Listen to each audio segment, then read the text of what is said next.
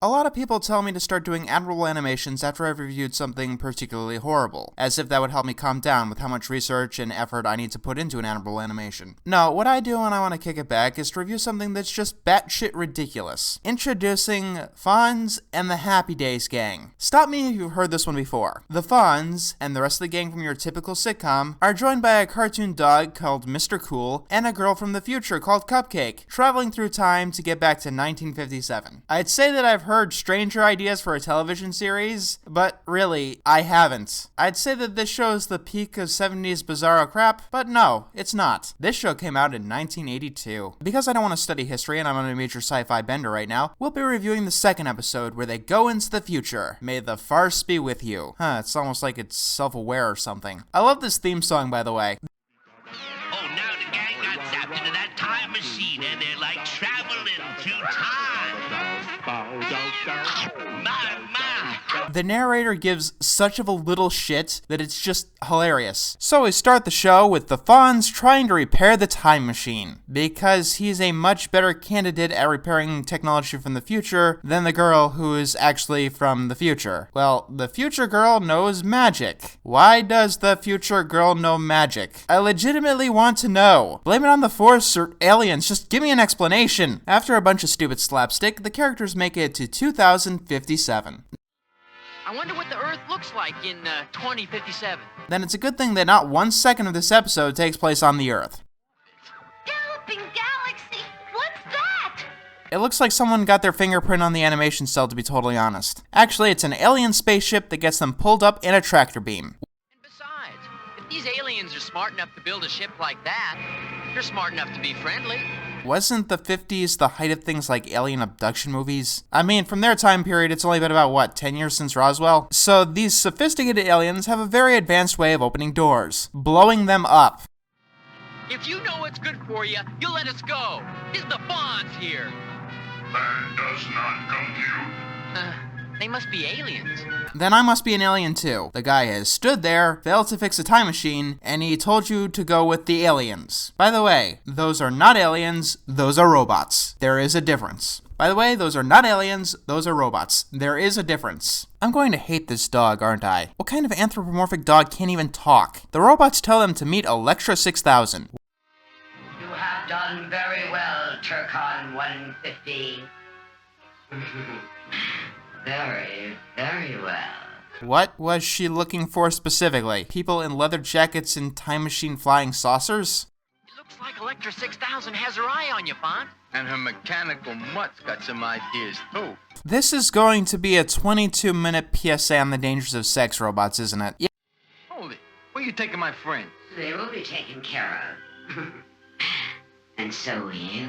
Do me a favor, will you strip your gears and listen up? I like to keep my women and my machines separate, you know, can you dig it? Yeah, it is. Wait, this is a kid's show, right? Of course it's a kid's show. It's 1982. Every cartoon is a kid's show. So ignoring that, the Fonz's friends are taken away where they are about to be launched into space. I demand to know what you have in mind for us. If you wish.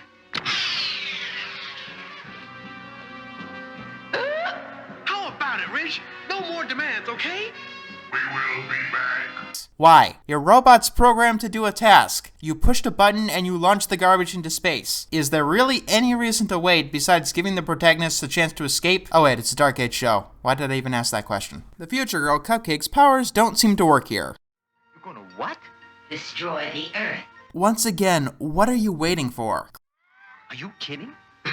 Robots never get it. Clever Bot would like to have a word with you, madam. Exactly 24 hours after this lever is pulled, Earth will be no more. And you and I will rule this space together.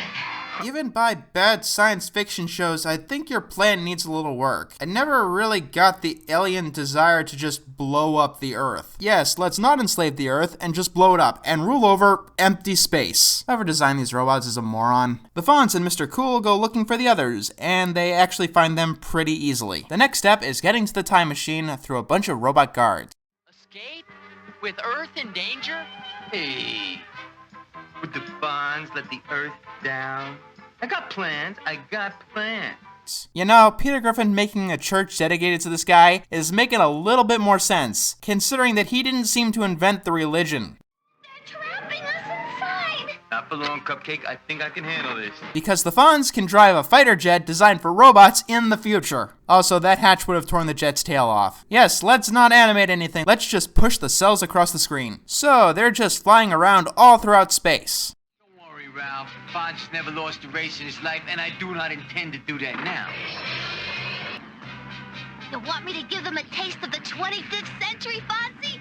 Oh, you're from the even more distant future. Something like this might probably be in your history books, and you should definitely know what to do. Either that or you should care a bit more because if the robots win, you don't exist. And then the show becomes a major paradox. Using some Fonzie maneuvers, he outsmarts the robots. So the robots let them go to the Earth, saying that in 24 hours, it will be nothing but cosmic dust. That is such an 80s thing to say, and it's complete with the evil laugh. It's cute, really. The Fonz decides to turn around and give them a surprise attack.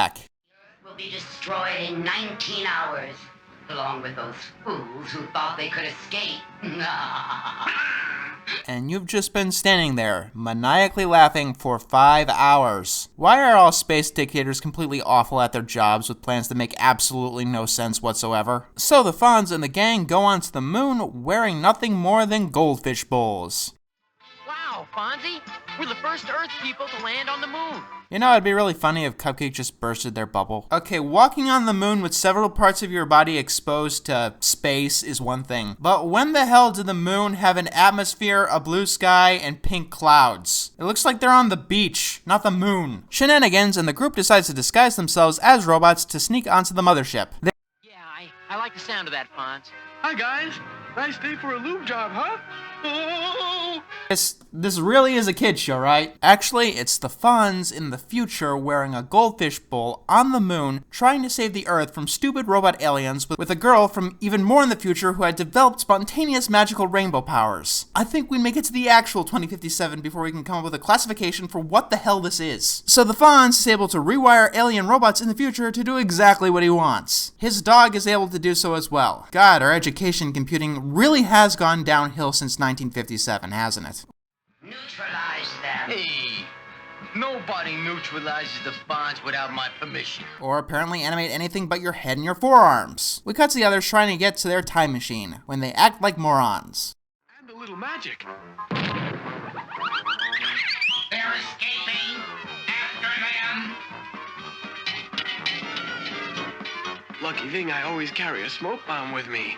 Cupcake makes a bucket of water that the Fonz uses to short-circuit a robot. So to kill Elektra, the Fonz kisses her and she falls apart. And they manage to save the Earth and get on the time machine with the robot dog chasing Mr. Cool. Definitely a PSA on the dangers of sex robots. Did you know that this series was created because Hanna-Barbera couldn't get the rights to Doctor Who? Yeah, this is the closest thing to an animated Doctor Who series we got. That is just one of the sad, strange facts of life.